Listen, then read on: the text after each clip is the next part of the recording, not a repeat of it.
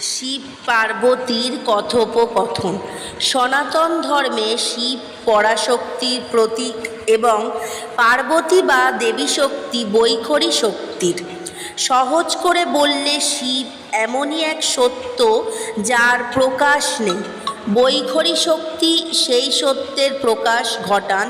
সত্য, শিব ও সুন্দর প্রকাশিত হয় বাক্যে, যার অধিষ্ঠাত্রী স্বয়ং জগৎ মাতা। শিবপুরাণ ও বিবিধ তন্ত্র গ্রন্থে হরপার্বতীর কথোপকথনকে বিপুল গুরুত্ব দেওয়া হয়। এই সংলাপই জগৎ রহস্যকে উন্মোচন করে বলে বিশ্বাস করে সনাতন হিন্দু ধর্ম।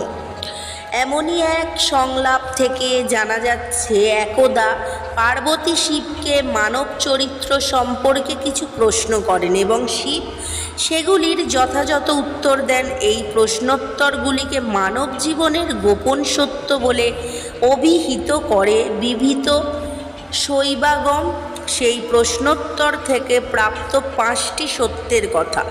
পার্বতীর প্রশ্ন ছিল, মানব জীবনে সবথেকে বড় পুণ্য আর সবথেকে ঘৃণ্য পাপ কী? উত্তরে শিব জানান, সত্যনিষ্ঠ থাকাই মানব জীবনে সবথেকে বড় পুণ্য। এর সত্যভ্রষ্ট হওয়াই সবথেকে বড় পাপ। নিজেকে কিভাবে সত্যনিষ্ঠ রাখা যায়? পার্বতীর পরবর্তী প্রশ্ন। শিবের উত্তর ছিল, আত্মপর্যবেক্ষণই সত্যের পথে অবিচল থাকার একমাত্র পথ।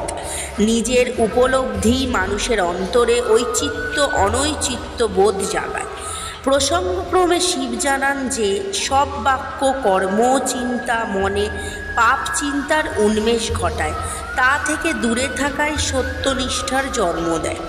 আসক্তি থেকেই যাবতীয় সমস্যার উদ্ভব বলে জানান মহাদেব। আসক্তিই মানুষকে পিছনের দিকে টানে, তার সাফল্যে বাধা দেয়। মানব জীবনের ক্ষণস্থায়িত্বের কথা ভেবে আসক্তিকে পরিহার করাই উচিত। এরপরে শিব পার্বতীকে মৃগতৃষ্ণার কথা বলেন। মৃগতৃষ্ণা বা বাসনার তীব্র বোধ যাবতীয় দুঃখ দুর্দশার জন্ম দেয়। একমাত্র ধ্যান ও মোক্ষ চিন্তায় মৃগতৃষ্ণা থেকে মানুষকে উদ্ধার করতে পারে। ওম নমঃ শিবায়। শক্তিরূপে গুরুপীরানন্দম নমঃ। জয় শিবধাম, জয় গুরুপীরানন্দের জয়। তো কেমন লাগলো শিব পার্বতীর কথোপকথন, যেটি গুরুদেব ওনার ফেসবুকে পোস্ট করেছে? আপনারা অনেকেই হয়তো দেখেছেন। তো কেমন লাগলো অবশ্যই জানাবেন। জয় শিবধাম।